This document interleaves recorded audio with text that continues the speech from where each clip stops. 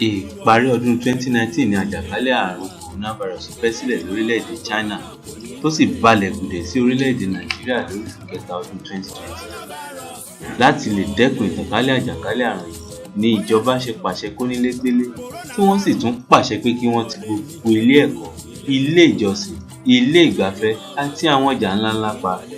Ìgbésẹ̀ àkọ́kọ́ tíjọba gbé ni pé wọ́n ní kí àwọn èèyàn máa lo ìbòmú, kí wọ́n máa fi ọṣẹ fọwọ́ tàbí kí wọ́n máa fi kẹ́míkà tó ń pa kòkòrò tí a mọ̀ sí sanitizer pawọ́ wọn lóòrèkóòrè.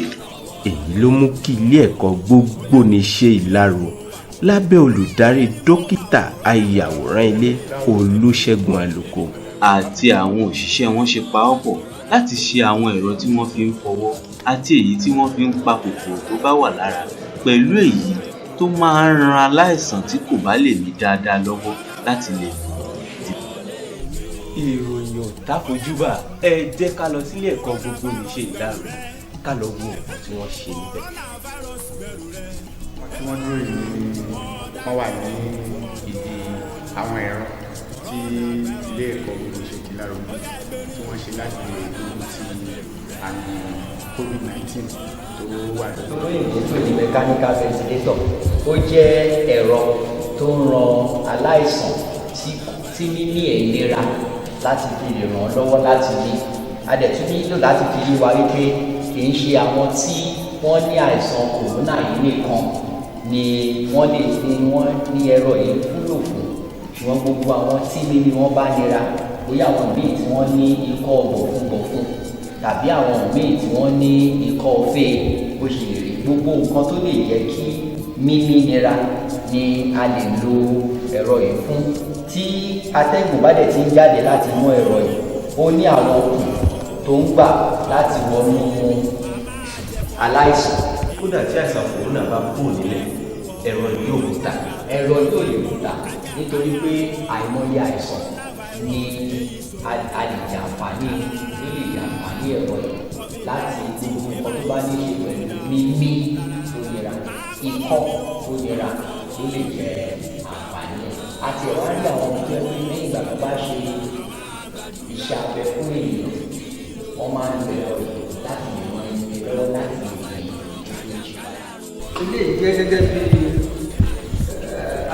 agbègbè ní àgọ́ níbi tí a ti lè wẹ ara mọ́ tónítóní kúrò nínú àìsàn coronavirus. Tí èèyàn bá wọ inú àpótí, àwọn eku wọn máa wá láti òkè. Tí ó bá ti fẹ́ sí èèyàn lára, tí èèyàn bá ti wọ inú tó bá ti fẹ́ sí lára, ó máa mú gbogbo, ó máa pa gbogbo kòkòrò coronavirus yẹn, ó máa pa kúrò lára ẹ̀. Kò ní jẹ́ tí kíní yẹn bá wà lára ẹ̀, tí a ṣe tó wá látòkè yẹn, àwọn kẹ́míkà ni tí ó jẹ́ pé ó ń gbógun ti kòkòrò yẹn, òun ni ó wà níbí, òun ni a ṣe ètò bí ó ṣe máa lọ sókè tí a máa wá sọ di ewu tó máa fẹ́ sí gbogbo aṣọ ènìyàn. Ó máa eléyìí à ń pè ní disinfectant boot tó ṣe pé Eléyìí ni wọ́n pè ní ẹ̀rọ tí ń ṣe àfọ̀mọ́ alágbèéká. Ìwúlò tí eléyìí ní lórí èyí àkọ́kọ́ fi hàn ní pé eléyìí ó lágbára débi wípé ó lè dé ìwọ̀n, ó lè kọjá ìwọ̀n bàtà 20. Bí ènìyàn bá pọ̀, ó lè ṣe àfọ̀mọ́ wọn lẹ́ẹ̀kan náà. Eléyìí a lè lò ní ìta gbangba, a lè lò nínú ilé, a dẹ̀ lè lò ní àyíká. Ìwúlò ilé ẹ̀rọ tí ń ṣe àfọ̀mọ́ alágbèéká òní ilé. Iṣẹ́ tí eléyìí ṣe òun náà ní tí a kọ́kọ́ fi hàn. àfọ̀mọ́ ọwọ́ kúrò nínú àìsàn ògbóògùn tí a ń pè ní mechanical hand washing sanitizing machine. A pè ní mechanical hand washing torí pé kò ṣe pé ẹ̀rọ yìí kò lo iná, kò lo gáàsì, kò lo ohunkóhun ju wípé kí ẹ tẹ̀ kí ó ṣe iṣẹ́ tí a fẹ́ kó ṣe. ọ̀pọ̀lọpọ̀ ènìyàn ni wọ́n ti ṣe irú ẹ̀rọ yìí, ṣùgbọ́n ohun tí ó lè fi yàtọ̀ ni wípé bó ṣe wà yìí èèyàn 8 wọ́n lè lò nígbà kan náà. A ṣe eléyìí nítorí pé níbi tí èrò bá pọ̀, bóyá láàárín ọjà tàbí ní ilé ẹ̀kọ́ tí èrò pọ̀, tàbí níbi pápá ìṣeré, tàbí níbi tá a ti ń wo sinimá tí èrò bá pọ̀ tó yẹ kí wọ́n á gbé sí ẹnu ọ̀nà kó tó di pé èèyàn kankan máa ṣe ó máa pẹ́. Ṣùgbọ́n tí ọ̀pọ̀lọpọ̀ bá yí eléyìí po, wọ́n á ṣe àfọ̀mọ́ ọwọ́ wọn, wọ́n á sì wọ ibi tí wọ́n fẹ́ wọ̀ ní ẹ̀ẹ̀kan náà. Eléyìí bí a ṣe ṣe ni wípé ní ẹ̀gbẹ́ yìí àti àárín yìí wọ́n wà fún ìlò ọṣẹ àti omi. A ò fẹ́ kí ẹnikẹ́ni fọwọ́ kàn torí ẹni tó bá ti ní àìsàn yẹn lọ́wọ́ kó má bàa tún kó ran ẹlòmíràn. A ṣe pé tó bá ti dé kí o tẹ̀, tí o bá ti fi ẹsẹ̀ rẹ tẹ̀, ó máa yọ ọṣẹ bí ó ṣe ń yọ sí mi lọ́wọ́ yìí. Tó bá ti yọ ọṣẹ, wàá fi ọwọ́ ra ọṣẹ yẹn mọ́ ọwọ́ ẹ̀ dáadáa. Wàá wá sí ìdí omi, wàá fi ẹsẹ̀ rẹ tẹ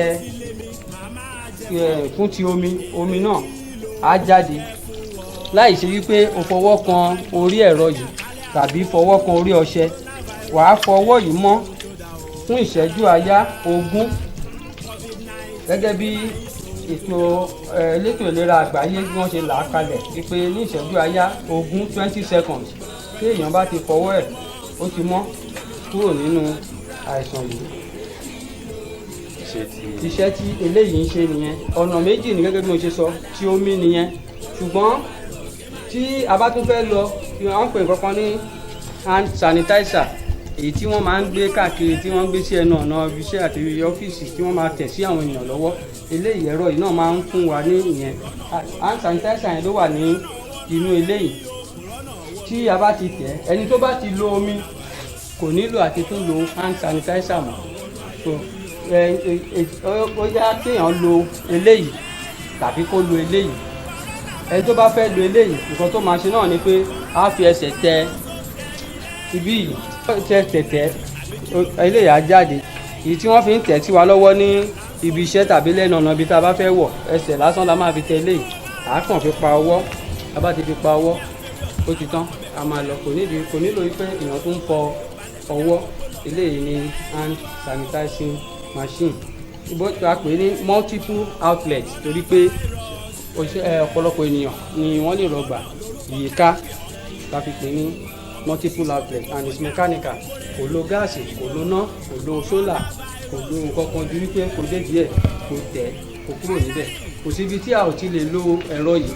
Nínú abúlé ni o, níbi tí iná wà ní, níbi tí iná ò sí ni o, nínú ìgbèríko, nígboro, níbikíbi, ní ilé ẹ̀kọ́. A ṣe ní pàtàkì nítorí àwọn ilé ẹ̀kọ́ ni ó jẹ́ kí a tẹ̀ ṣe léyìí, torí níbi tí a ti rí akẹ́kọ̀ọ́ tó tó 1000 kan tàbí 1000 kan àbọ̀ tí wọ́n fẹ́ lọ sí yàrá ìkẹ́kọ̀ọ́ wọn, tí wọ́n bá ti gbélé sí ẹnu ọ̀nà iléèwé wọn, bóyá eléyìí 2 kíákíá làwọn ọmọ máa fọ ọwọ́ wọn náà máa wọlé. Ó máa yàtọ̀ sí ti àwọn ẹlẹ́yọ kọ̀ọ̀kan tí ó wà káàkiri ìgboro. Nǹkan tí à ń gbìyànjú láti tún ṣe ni wípé tí èèyàn bá ti dé ẹnu ọ̀nà àbáwọlé ibi tó fẹ́ wọ̀, èyí tó fi ń gbé kinní sí níwájú tó máa fi wo temperature, ẹ̀rọ yẹn fún ara ẹ̀ tó bá ti dé ẹnu ọ̀nà tó ti máa sọ wípé ìwọ̀n bí ara rẹ̀ ṣe gbóná rè àti tàbí ó ṣe tutù sí rè, tó máa jẹ́ ìyẹn là ń ṣe lọ́wọ́. Robotic temperature, we call it temperature robot. Ìyẹn là ń ṣe lọ́wọ́ tí ó kù díẹ̀ pé a parí iṣẹ́ lórí rẹ̀. Eléyìí ni ó wà lójú iṣẹ́ lọ́wọ́lọ́wọ́ ní workshop wa, ní mechanical workshop lọ́wọ́lọ́wọ́ tí à ń ṣe. Eléyìí tí àwọn ìjọba ìpínlẹ̀ Ògùn tí wọ́n ní pé ká ṣe fún wọn nígbà tí àwọn agbẹnusọ ilé ìgbìmọ̀ aṣòfin ìpínlẹ̀ Ògùn Honorable Olúọmọ tí wọ́n wá síbí, àti ẹni tó ṣojú agbègbè ilé wa arábìnrin Honorable Ajayi tí wọ́n wá síbí. Ìgbà tí wọ́n rí iṣẹ́ tí a sọ pé lè ń ṣe tí a fi hàn wọ́n, ó ń wọn lórí púpọ̀. Wọ́n sì ní pé kí a ṣe fún gbogbo constituency tó wà ní ìpínlẹ̀ Ògùn. Bẹ́ẹ̀ náà ni Mrs. Ajayi náà ní pé kí a ṣe fún àwọn ní Yewa tí àwọn ṣe ojú rẹ̀ ní ilé ìgbìmọ̀ aṣòfin. Bẹ́ẹ̀ náà ni àwọn ilé ẹ̀kọ́ gíga girama ní ìpínlẹ̀ Ògùn, àwọn náà sọ wípé kí a ṣe fún àwọn. Gbogbo wọn ni à ń ṣe fún lọ́wọ́lọ́wọ́ ní ibi tí a ti ń ṣe workshop wa ní workshop wa náà.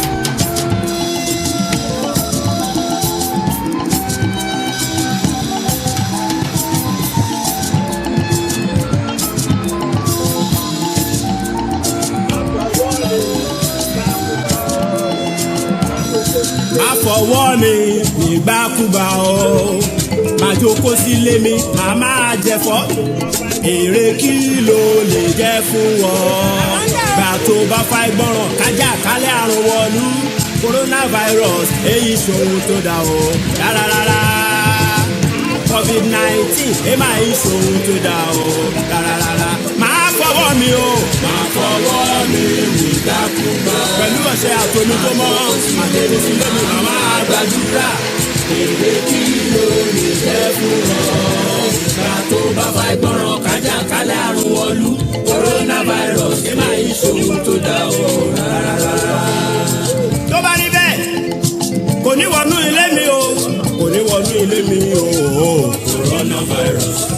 Coronavirus, corona wọnú ayé mi o. Kò ní rọ́nà wọnú ayé mi o, corona wọnú ilé mi o. Coronavirus, corona wọnú ayé mi o. Corona lẹ́yìn wa o.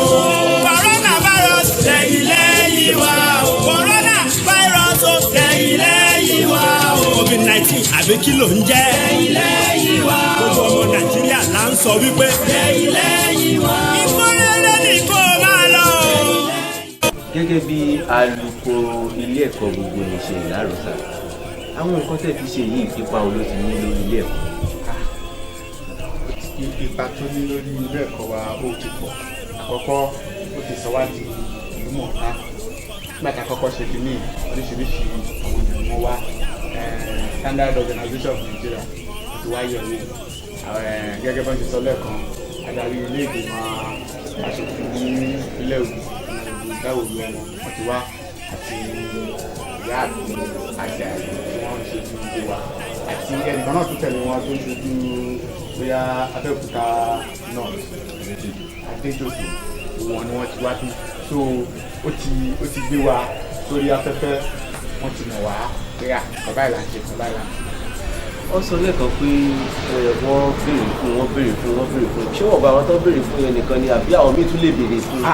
Gbogbo èèyàn ló lè béèrè fún nítorí pé bó ṣe wà yìí nǹkan tá a ṣe náà ni wípé kí ó lè pọ̀ káàkiri. Wọ́n sọ lẹ́ẹ̀kan pé ok àwọn iléèwé sì wọ́n fẹ́ wọlé ṣé àwọn ní pé kí wọ́n dúró kán ṣe máa fọwọ́ fún wọn ní kọ̀ọ̀kan nígbà tí èèyàn mẹ́jọ tán bá lè lo ilé ìlẹ̀ tán bá níbi méjì nínú iléèwé yẹn wọ́n á lè ṣe tó a ṣe lọ́pọ̀lọpọ̀. Wọ́n bá gbé request wa lé ní pé ká ṣe fáwọn kíákíá àwọn onímọ̀ ẹ̀rọ wọn wà ní tòṣì tán máa ṣe kò gbà wá lásìkò. Speaker wọ́n béèrè fún bíi 15 ni wọ́n ní ká ṣe káàǹtì lọ́wọ́. Ìyáàfin Àjàyí àwọn béèrè fún 5 à ń ṣe lọ́wọ́. Àwọn ọ̀gá àwọn akẹ́kọ̀ọ́ náà àwọn yẹn ti béèrè tó pọ̀ gbogbo ẹ̀ là ń ṣe kí jẹ́ pé àkànṣe fún wọn nígbà a ṣe káàkiri anybody tó bá fẹ́ tán bá ti request tán bá ti gbé request wọlé owó ẹ̀ ò sì jáde lára torí bó bá ṣe pọ̀ sí bẹ́ẹ̀ lówó yẹn ló ṣe ń wálẹ̀ sí. Tán bá ṣe ẹyọ kan mi sọ pé iye báyìí la fẹ́ ṣe bọ̀ tán bá ṣe ẹyọ kan ní náírà 10 bá yẹ kí wọ́n bá fẹ́ ṣe bíi 4 ó lè máa pè náírà 10 tán bá fẹ́ ṣe bíi 20 a máa wálẹ̀ tó a máa ṣe lọ́pọ̀lọpọ̀ tán bá ṣe bẹ̀rẹ̀. Ọ̀rọ̀ lẹ ti gbọ́ yẹn o. À ń fi àsìkò yìí rọ ẹ̀yin olórí orílẹ̀-èdè, gómìnà, alága ìjọba ìbílẹ̀, ẹ̀yin onílé iṣẹ́ ńláńlá, ilé ìwé, ilé ìgbafẹ́ àti bẹ́ẹ̀ bẹ́ẹ̀ lọ láti wá sí ilé ẹ̀kọ́ gbogbo nìṣe Ìlárò láti wá ra àwọn ẹ̀rọ yìí sí ilé iṣẹ́ yín ní owó ìdákọ̀mù. Ẹ lè gbé èyí tó máa ń pa kòkòrò lára yìí sẹ́nu ọ̀nà ilé iṣẹ́ yín láti lè máa fọ ara fún àwọn oníbàárà yín tí wọ́n bá fẹ́ wọlé tí wọ́n bá fẹ́ jáde sí ní ilé iṣẹ́ yín. Corona wọnú ilé mi o. Coronavirus, coronavirus corona wọnú ayé mi o. corona lẹ́yìn lẹ́yìn wá o. coronavirus lẹ́yìn lẹ́yìn wá o. coronavirus lẹ́yìn lẹ́yìn wá o. covid-19 àbí kí ló ń jẹ́. lẹ́yìn lẹ́yìn.